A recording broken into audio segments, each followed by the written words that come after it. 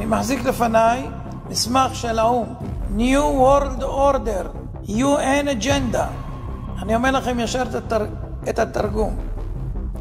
סדר עולמי חדש של האו"ם בין השנים 2021 עד 2030. לא תאמינו מה שתשמעו.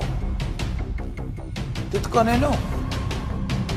קחו אוויר, תנשמו, ואל תתייאשו, כי יש אלוהים למעלה.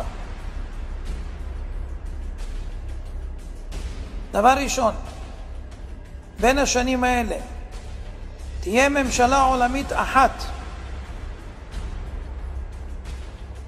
מטבע עולמי חסר מזומנים. בנק מרכזי עולמי. צבא עולמי אחד. סוף כל הריבונות הלאומית. סוף כל הרכוש בבעלות פרטית.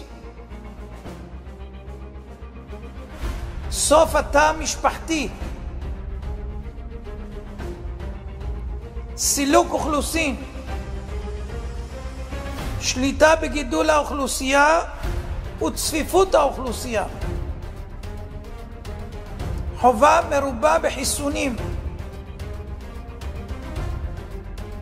הכנסה בסיסית אוניברסלית, הכוונה משכורת צנע.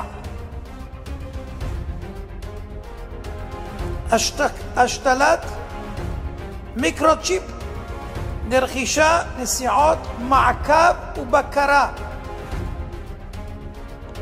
יישום מערכת אשראי חברתית עולמית, כמו שיש לסין. טריליוני מועמדים המחוברים למערכת הניטור G5. הממשלה תגדל את הילדים. בתי ספר ואוניברסיטאות בבעלות ממשלתית. סוף התחבורה הפרטית, בעלות על המכוניות. כל העסקים יהיו בבעלות הממשלה, התאגיד. הגבלה על מה שלא חיוני בטיסות. בני אדם ירוכזו באזורי התיישבות אנושית, ערים.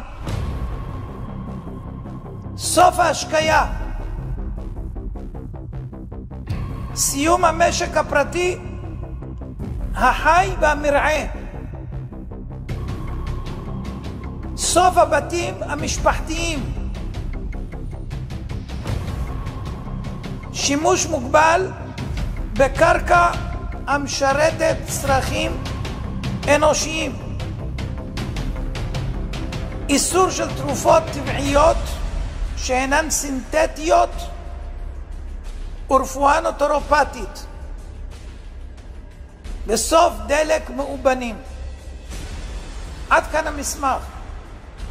מי שמבין, אנחנו נתגעגע לפרעה.